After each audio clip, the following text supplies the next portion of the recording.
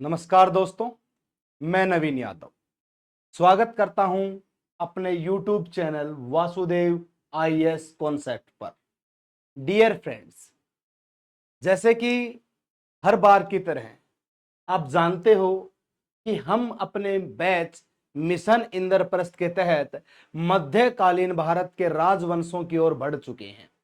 अब मध्यकालीन भारत के जो राजवंश हैं, उन राजवंशों में हमने एक राजवंश पढ़ा जो हमारा गुलाम वंश था। गुलाम वंश की क्या कहानी रही, उसकी सब चीजें हमने जानी। गुलाम बने शासक से लेकर रजिया की प्रेम कहानी तक हमने पढ़ा। अब वो चीजें जानने के बाद, उसी वंश को समाप्त कर एक और वंश सामने आया जिसका नाम था खिलजी वंश। अब खिलजी वन राजवंश जो है वो कैसे रहा और किस प्रकार से आगे बढ़ा, उसकी हम बात करेंगे। दोस्तों, इस राजवंश की अगर मैं बात करूं तो 1290 में खिलजी वंश की नींव रखी गई थी। और नींव रखने वाला कौन था? तो उसका नाम था मलिक फिरोज। मलिक फिरोज ने गुलाम वंश के आखिरी शासक कैमूर्स की हत्या कर खिलजी वंश की नींव रखी थी। और उस खिलजी वंश की नींव रखने के बाद उसने क्या क्या किया, वो सारी चीजें हम जानेंगे। दोस्तों, उससे पहले मैं अपनी टैगलाइन के साथ इस क्लास की शुरुआत करना चाहूंगा। जैसा कि टैगलाइन आप देख रहे हो, कैसे अपने ही चाचा की हत्या कर दिल्ली की गद्दी पर बैठा सुल्तान। नाम बताने की जरूरत ही नहीं पड़ेगी कि वो कौन था। और सत्ता के लोभ में हमेशा ही अपनों की हत्या की गई है। आप जानते हो कि भारत के पहले राजवंश का पहला ही शासक अपने बेटे के हाथों मारा गया था। वो पहला राजवंश प्राचीन भारत में मैं आपको पढ़ाऊंगा, उस व्यक्ति की कहानियां भी लेकर के आऊंगा। बट आज हम मध्यकालीन भारत की ओर लगातार बढ़ रहे हैं। शासक बनने के लिए शासक के गुण होना जरूरी है, और शासक के गुण अगर भरपूर हैं तो फिर उस राजगद्दी से हमें कोई हिला भी नहीं सकता। और ऐसे लाखों उदाहरण हमारे देश में आपको मिल जाएंगे। जब जब सत्ता गिरी, उसका कारण रहा सत्ता को संभालने की कमियां। आज के दिन ही लगा लो आप, कांग्रेस है, क्यों सत्ता में नहीं है? उसकी कमियां रही होंगी, और उन कमियों को वो पूरा नहीं कर पाई। जब वो उन कमियों को पूरा नहीं कर पाई तो सत्ता से बाहर हो गई। ऐसा ही घटनाक्रम इतिहास में हमें देखने को मिलता है। बहुत सारे राजा इसलिए सत्ता खो बैठे कि उनके पास राज्य संभालने के लिए हुनर नहीं था। बहुत सारे राजा इसलिए सत्ता से हाथ गंवा बैठे क्योंकि वो प्रजा को खुश नहीं रख पाए। बहुत सारे राजा इसलिए सत्ता से हाथ धो बैठे कि वो जनता पर क्रूरता करते थे।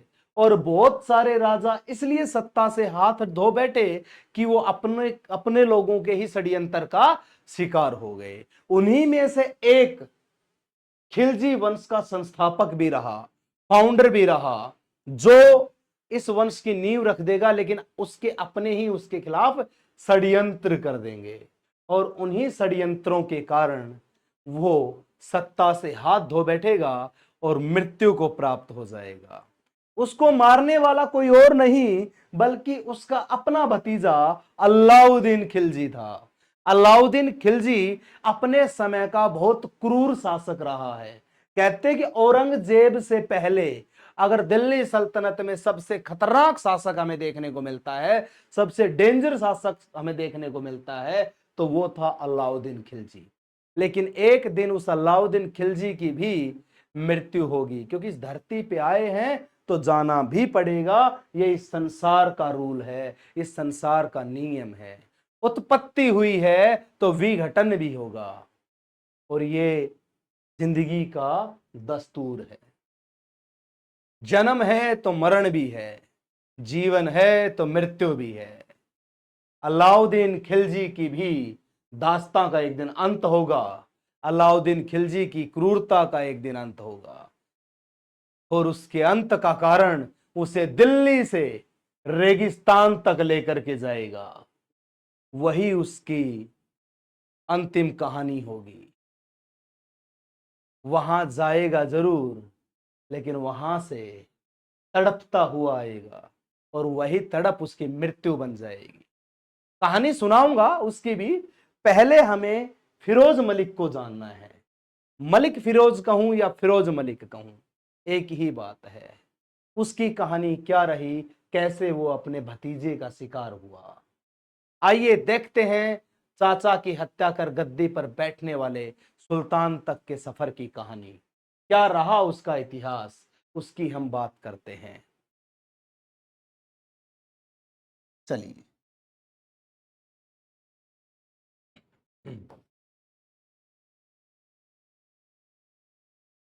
दोस्तों, खिलजी राजवंश हम पढ़ रहे हैं। खिलजी राजवंश 1290 से लेकर के 1320 तक का राजवंश था। 1290 में इसकी नींव रखी गई और 1320 में इसका अंत हो गया। महज 30 साल राज करके जाने वाले इस राजवंश की बहुत सारी कहानियां हमें देखने को मिलती हैं। इस राजवंश का इतिहास क्या रहा वो हमें देखने को मिलता है। दोस्तों, जो सामने आप तस्वीर देख रहे हो, यही है खिलजी वंश का संस्थापक, फाउंडर, जिसका नाम है जलालुद्दीन खिलजी। इसका वास्तविक नाम मलिक फिरोज हुआ करता था और यह मलिक फिरोज कैमूर्स के दरबार में काम किया करता था। कैमूर्स के दरबार में काम करने वाला बंदा था और 3 वर्ष के अंदर ही इसने कैमूर्स की हत्या कर दी और अपने वंश की नींव रख दी। जैसे कि मैंने सामने लिखा हुआ है, गुलाम राजवंश के पतन के बाद खिलजी राजवंश दिल्ली सल्तनत में एक नई शासक शक्ति के रूप में उभर करके आया। यानी कि गुलाम वंश का पतन हुआ और खिलजी वंश का उदय हुआ और इसने अपने वंश का परचम लहराया। कैसे कैसे क्या चीजें करी, वो सारी चीजें मैं आपको बताऊंगा। अब देखिए, जो जलालुद्दीन खिलजी है, जो जलालुद्दीन खिलजी है, जलालुद्दीन खिलजी ने खिलजी वंश की नींव रखी थी। 70 वर्ष की उम्र में गद्दी पर बैठा था। बहुत बार प्रीलियम्स में और एसएससी में ये क्वेश्चन पूछा गया कि खिलजी वंश के संस्थापक ने कितने वर्ष की आयु में राज गद्दी हासिल की थी। 70 वर्ष। भारतीय पुराणों के अनुसार देखा जाए तो ये लगभग लगभग जीवन जी चुका था। लगभग लगभग जीवन जी चुका था, लेकिन फिर भी जीवन जीने की लालसा इसे राजगद्दी तक ले आई। जलालुद्दीन ने केवल 6 वर्ष की अल्प अवधि तक ही शासन किया। यह केवल 6 वर्ष तक ही राज कर पाया। यानी कि इसका शासनकाल 1290 से 1296 तक ही रहा।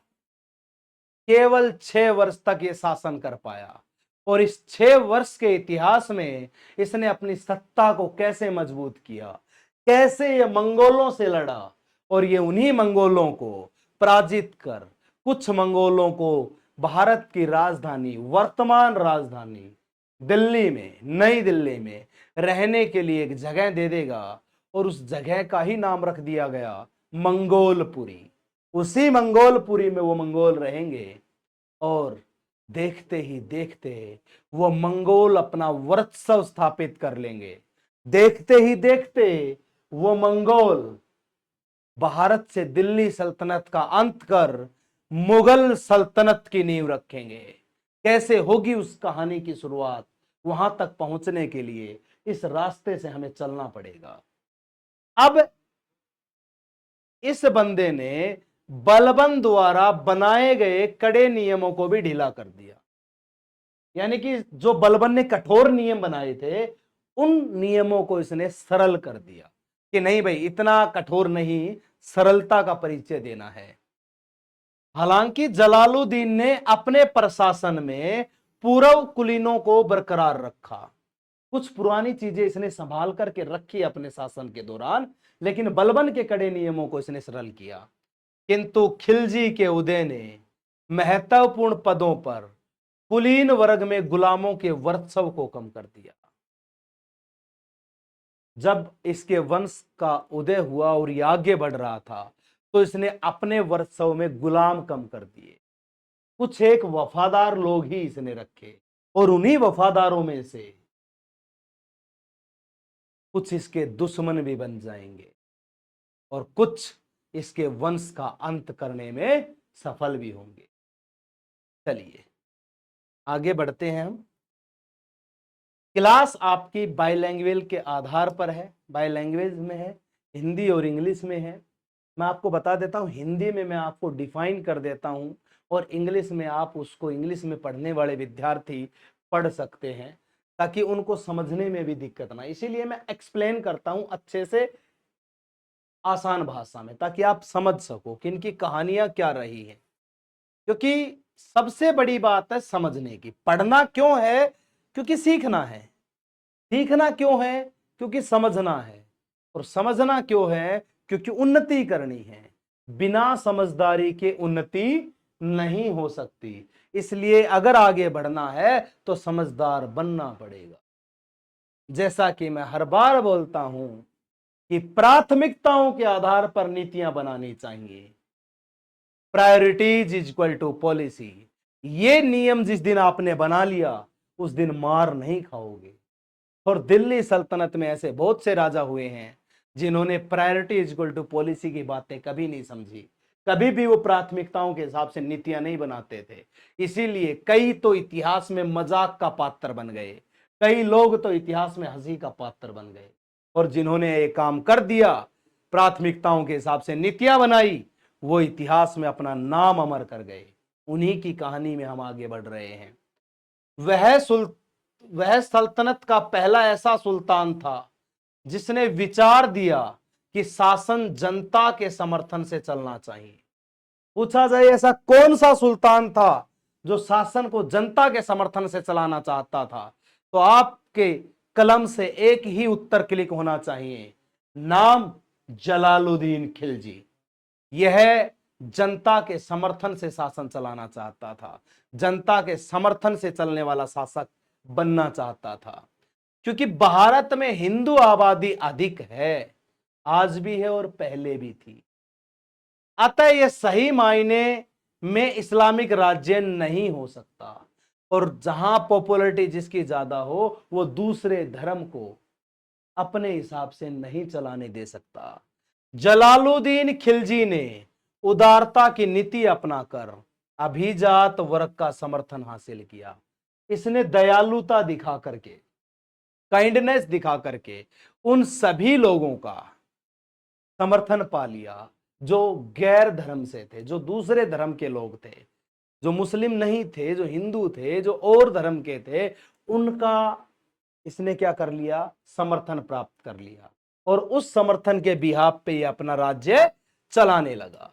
उस समर्थन के बिहाफ पे जब ये अपना राज्य चलाने लगा तो इसके राज्यों में बहुत सारी चीजें आई और उसमें थी एक दंड देने की नीति। इसकी जो दंड देने की नीति थी वो बहुत अलग रही है, उसकी भी हम चर्चा करते हैं।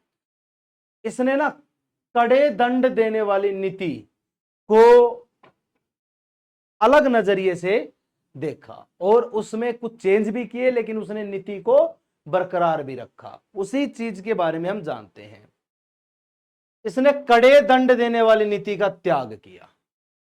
शुरुआती समय में तो ये कड़े दंड देने की व्यवस्था रखता था और कठोर दंड भी दिया करता था, लेकिन बाद में इसने देखा कि इससे लोग विपक्ष हो सकते हैं, तो इसने कड़े दंड देने वाली नीति का त्याग कर दिया। यहां तक कि उन्हें कभी भी कड़ा दंड नहीं दिया, यानी कि उसके बाद उसने कभी भी कड़ा दंड नहीं दिया। जिन्होंने इसके खिलाफ विद्रोह किया था, इसने ऐसा त्याग किया इस कड़े दंड की नीति का कि इसने अपने विद्रोहियों को भी क्षमा कर दिया। ऐसा मैं नहीं कह रहा, इतिहासकार कह रहे हैं। मैंने तो इसकी ऐसी ऐसी बातें भी पढ़ी हैं कि अगर मैं खोलने लगूं इसकी कहानी को तो आप ये कह दोगे कि सर बस इससे ज्यादा हम ना सुन सकेंगे और ना सुन सकते हैं। क्योंकि इतिहास के पन्नों में जिन इतिहासकारों ने लिखा है उन्होंने बहुत सोच समझ करके इनकी बातें लिखी हैं। अगर वो पूरा खोल के लिख के चले जाते सबके सामने तो लोग गालियां देते रहते। इसीलिए उन्होंने फ्रंट फुट के ऊपर सबके सामने इनका चरित्र अलग रखा और बैक फुट पे इनका चरित्र अलग रखा। इसीलिए तो आप लोगों को जीएस पढ़नी चाहिए। जीएस पढ़ना नौकरी के लिए कभी मत पढ़ना। जीएस इसलिए पढ़ना कि जीवन जीना है, जीवन सीखना है। नौकरी आपको बहुत सारी चीजों से मिल सकती है, लेकिन जीएस पढ़ने के लिए, सामान्य अध्ययन करने के लिए, आप सिर्फ जीवन का वर्चस्व बढ़ाने के लिए इस चीज की शरण में आओ। एक यूपीएससी अधिकारी जो होता है, आईएएस आईपीएस होता है, वो जीएस इसलिए क्रैक करके नहीं जाता कि उसके पेपर में जीएस बहुत ज्यादा आती है और वो एग्जाम करके नौकरी प्राप्त कर रहा है। वो जीएस इसलिए पढ़ रहा है क्योंकि जब उसकी पोस्टिंग आती है किसी अन्य राज्य के अंदर, किसी अन्य जिले में, किसी अदर स्टेट कैडर के अंदर, तो वो उसकी ज्योग्राफी, वो उसकी हिस्ट्री और उसकी पॉलिटी और उसकी इकोनॉमिकल कंडीशंस को जान करके और उसकी करंट चीजों को जान करके उसमें सरवाइव करेगा, क्योंकि वो उस राज्य, उस जिले का मालिक होगा और उसको उसकी करंट सिचुएशन, उसको ऐतिहासिक सिचुएशन, या उसको उसकी राज्य व्यवस्था सिचुएशन, या उसको उसकी ऐतिहासिक चीजों के बारे में नहीं पता होगा, तो शायद ही वो सरवाइव वहां पर कर पाएगा। इसीलिए जीएस उन्हें पढ़ाया जाता है और इसीलिए आप लोगों को भी जीएस पढ़ना चाहिए, क्योंकि हमारे जीवन का वर्चस्व जुड़ा है इससे। अब इस बंदे ने न सिर्फ क्षमादान दिया, बल्कि उनका विश्वास जीतने के लिए सम्मानित भी किया। सोचिए, दुश्मन को माफ कर देना और उसे गोल्ड मेडल दे देना, कितनी बड़ी मूर्खता होती है ना। मैंने कहा ना, समझदारी नहीं तो सत्ता से हाथ धोना पड़ सकता है। इसलिए समझदार बनो, चाहे वो सत्ता घर की हो, चाहे वो सत्ता देश की हो। समझदारी से लेके चलोगे तो हमेशा आगे बढ़ोगे। समझदारी से विमुख हुए, जीवन से विमुख हो जाओगे। हालांकि उसके कई समर्थकों ने उसे कमजोर सुल्तान की संज्ञा दे डाली थी। उसके फॉलोअर्स थे, उन्हें कहे अरे यार डरपोक शासक है, कमजोर है, इसको नहीं पता यार, ये दुश्मन को माफ कर रहा है, कल को फिर हमारे ऊपर भारी पड़ेंगे, कैसा कमजोर शासक, डर गए। तो सोचिए, कमजोर शासक की संज्ञा दे डाली थी इसके समर्थकों ने। जलालुद्दीन खिलजी की सभी नीतियां अलाउद्दीन खिलजी द्वारा पलट दी गई। आ गया वो नाम जिसका इंतजार करते हो तुम। इसकी नीतियां अलाउद्दीन खिलजी ने पलटी कि चचा पगला गए हैं। अगर चचा की बातें मान के चला गया तो फिर तो जीवन का शासन ही समाप्त हो जाएगा। राज्य सत्ता का ही नहीं, जीवन का ही शासन समाप्त हो जाएगा। इसलिए इसलिए उसने इन नीतियों को पलटा, जिसमें विरोध करने वालों के लिए कठोर दंड का प्रावधान किया। उसने कहा जो विरोधाभास प्रकट करेगा मार दिया जाएगा, उसका अंत कर दिया जाएगा। ये जलालुद्दीन खिलजी की नीतियां हुई थी।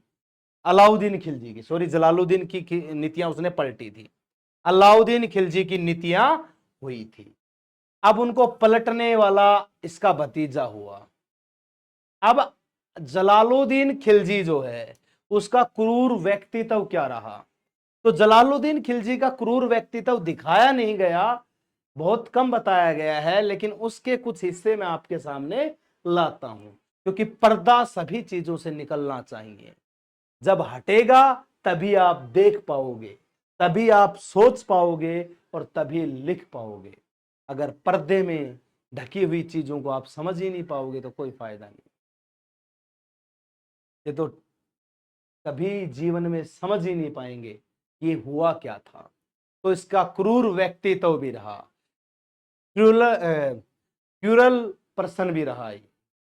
देखिए, जलालुद्दीन ने ईरान के धार्मिक पाकीर सिद्दी मोल्ला को हाथी के पैरों तले कुचलवा दिया था। मैंने बताया था ना, इसने दंड देने की नीति त्याग दी थी, लेकिन उससे पहले तो भाई बिल्ली चूहे का शिकार करना छोड़ दे तो इसका मतलब ये थोड़ी है कि उसको शिकार करना नहीं आता। या वो कहावत हो गई कि 100 चूहे खाकर बिल्ली हज को चली, है ना।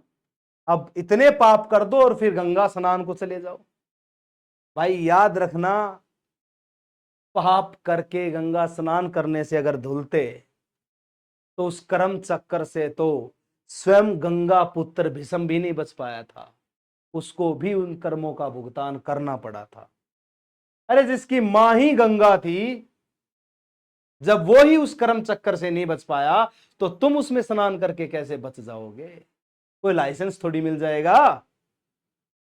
मानते हो इन चीजों को? समझना इन चीजों को कभी।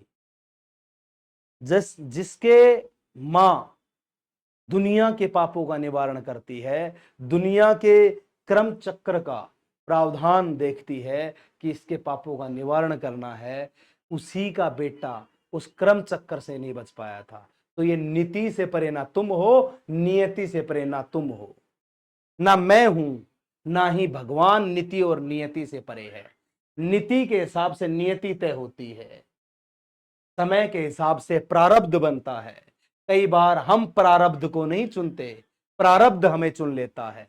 इसलिए प्रारब्ध को प्रारब्ध की तरह ही लेकर के चलना है। तो बहुत सारी चीजें आपको देखने को मिलेंगी।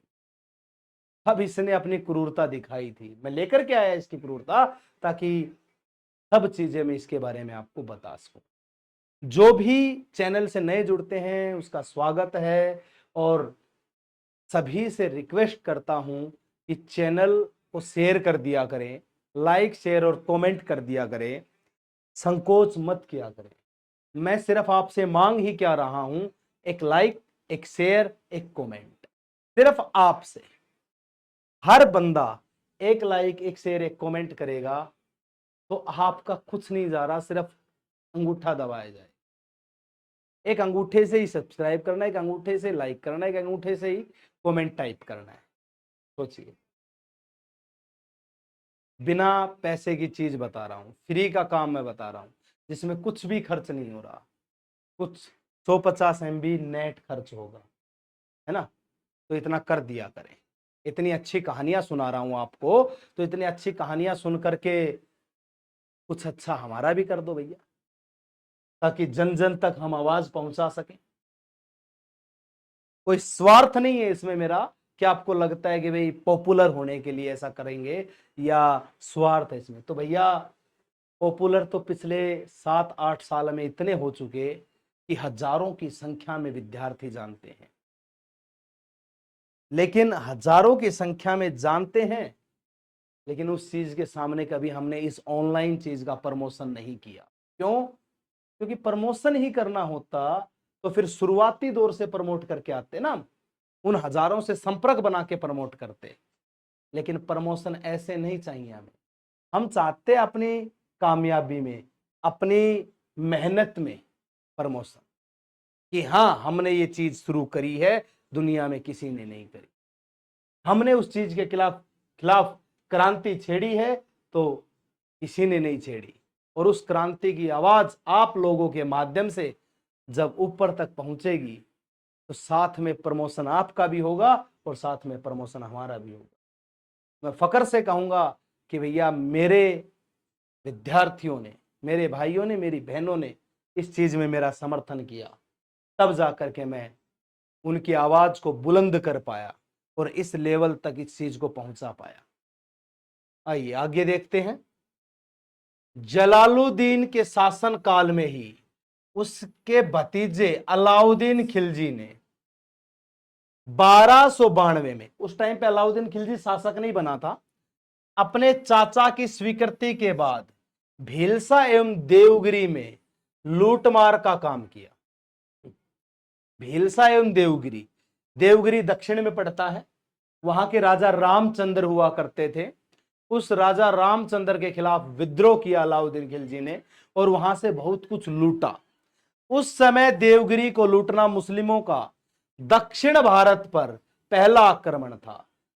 दक्षिण में उससे पहले कोई मुस्लिम नहीं जा पाया था, ये पहला था जिसने दक्षिण भारत पर अटैक किया था और देवगिरी में लूटमार कर दी थी।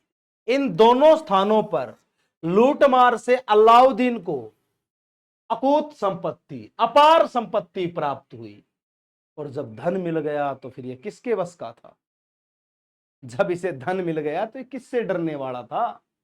पैसा बोलता है, ये बात याद रखो, पैसा बोलता है, ये हमेशा याद रखना है। इंसान की खाली जेब बता देती है कि इसकी औकात क्या है।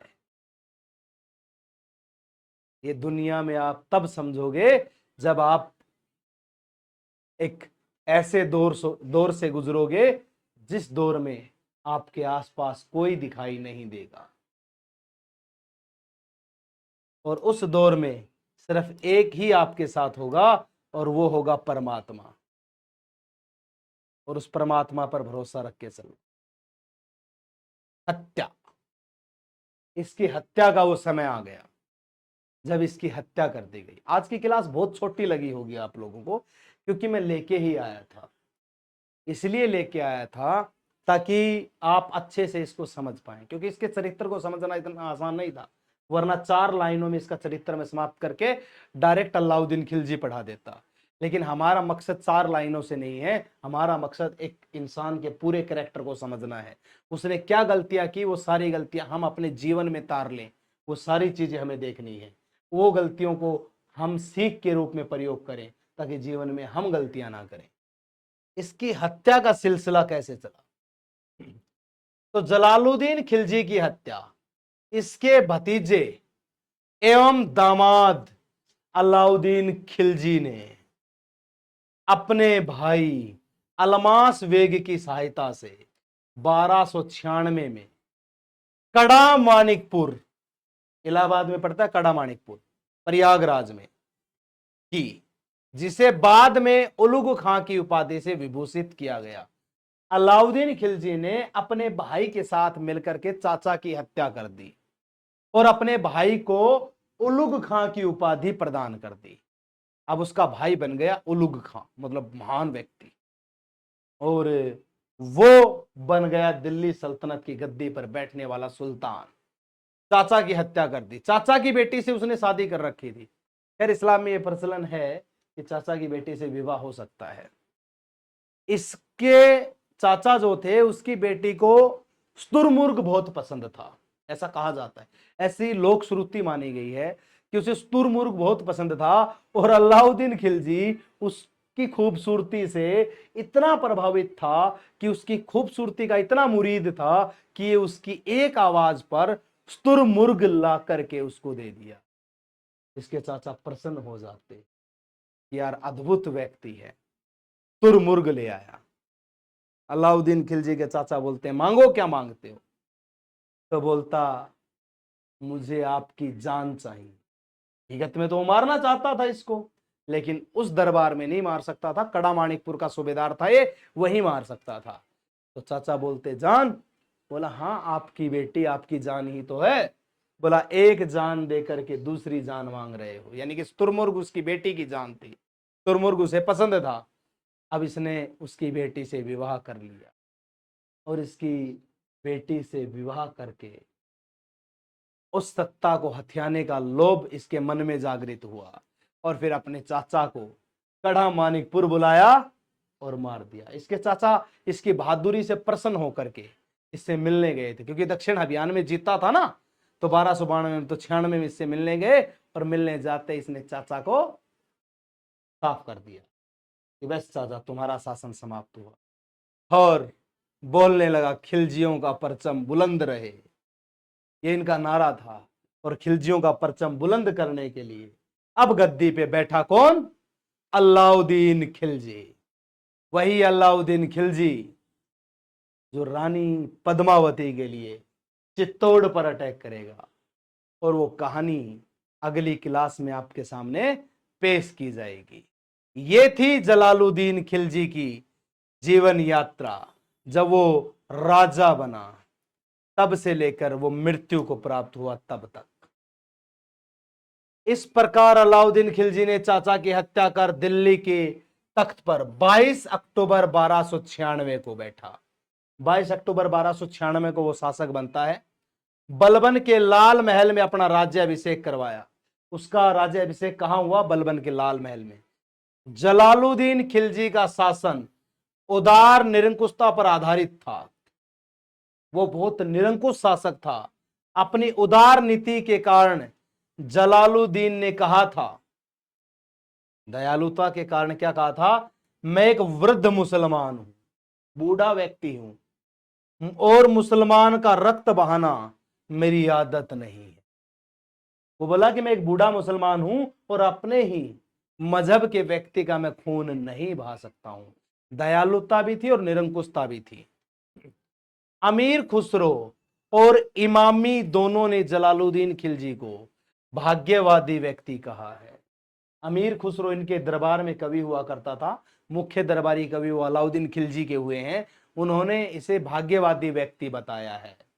ये खुद बोल रहा है कि मैं बूढ़ा हूं लेकिन मैं अपने ही मजहब के लोगों का खून नहीं बहा सकता। तो ये इसकी उदारता भी थी और इसकी मूर्खता भी थी। मूर्खता क्यों? क्योंकि भाई इस दुनिया में बहुत सारे लोग हुए ऐसे जो इनको मूर्ख बना करके मार गए। इसका खुद का भतीजा इसकी मूर्खता से ही वाकिफ था। फिर एक प्रसिद्ध इतिहासकार बर्नी, अल बर्नी जो था, अलाउद्दीन खिलजी के राज्याभिषेक पर बर्नी का कथन है कि शाही सुल्तान जलालुद्दीन खिलजी के कटे मस्तक से अभी तक रक्त टपक ही रहा था कि शाही चंदोबा अलाउद्दीन खिलजी के सर पर रखा गया, कि अभी तक उसके चचा के खून के दाग सूखे भी नहीं थे कि उसके सर पर ताज रख दिया गया और उसे सुल्तान घोषित कर दिया गया। चचा की मृत्यु का खून सूखा नहीं, कटे हुए मस्तक के लहू के बूंदें टपक रही थी, वो लहू की बूंदें सूखी तक नहीं और उसको सुल्तान घोषित कर दिया गया। भाई जो आदमी चचा को मार सकता है वो आदमी अपने जीवन में क्या नहीं कर सकता। इसलिए जनता के अंदर डर और भय का माहौल पैदा हो गया और उसने इसे हाथ जोड़ के कहा कि भाई तू सुल्तान है, हमें बख्श दे, और ये सुल्तान बन गया। अगली क्लास जब आपकी होगी वो होगी अलाउद्दीन खिलजी पर आधारित, और अलाउद्दीन खिलजी की गाथा को हम देखेंगे। ठीक है, आज की क्लास में हमने जलालुद्दीन खिलजी की कहानी पढ़ी है। जितने भी मेरे प्यारे साथी सुन रहे हैं वो वासुदेव आईएएस कॉन्सेप्ट चैनल को फॉरवर्ड किया करें, शेयर किया करें, और वासुदेव आईएएस कॉन्सेप्ट चैनल को सब्सक्राइब करवाएं, करें, और अपने पेरेंट्स को भी आप दिखा सकते हो ये वीडियोज, उन्हें भी सुना सकते हो। उनका भी अधिकार है देश का इतिहास जानने का। तो आप हमारे चैनल को ज़्यादा से ज़्यादा लाइक, शेयर और सब्सक्राइब करवाएं ताकि और बेहतर चीज़ें मैं आपके सामने ला सकूं। ठीक है, बेल आइकन जरूर दबा लिया करें सब्सक्राइब करने के बाद, ताकि हर वीडियो का नोटिफिकेशन आप तक पहुंच सके। ये सभी बैचेज के लिए इंपॉर्टेंट रहता है। पीडीएफ आपको टेलीग्राम पे मिल जाती है और टेलीग्राम का लिंक आपको मैं डिस्क्रिप्शन में दे देता हूं। तो जो भी नया भाई जुड़ता है, नई बहन जुड़ती है, वो टेलीग्राम के लिंक को क्लिक कर और टेलीग्राम चैनल को ज्वाइन कर सकते हैं। लाइक और शेयर जरूर किया करें। मैं सिर्फ आपसे एक लाइक, एक शेयर और एक सब्सक्राइब मांग रहा हूं। बस आप वीडियो देखिए, क्लास देखिए, लाइक, शेयर और सब्सक्राइब कीजिए। आप भी समझदार बनिए, आप भी सीखिए, आप भी उन्नति करिए और दूसरे बच्चों तक भी इस चीज को पहुंचाइए। अपने माता पिता को भी इतिहास की जानकारी दिलवाइए और दूसरे के माता पिता तक भी ये जानकारी पहुंचाइए। मैं ये कॉन्सेप्ट इसीलिए लेके आया हूं ताकि हर व्यक्ति जो भी मेरे से जुड़े, चाहे वो यूथ हो, चाहे वो बुजुर्ग हो, चाहे वो बच्चा हो, सभी इस चीज का लाभ उठा सकते हैं। सभी को अधिकार है अपने देश का इतिहास जानने का। तो आज की क्लास यहीं समाप्त करते हैं और अपनी वाणी को विराम देते हैं। जय हिंद, जय भारत, थैंक यू।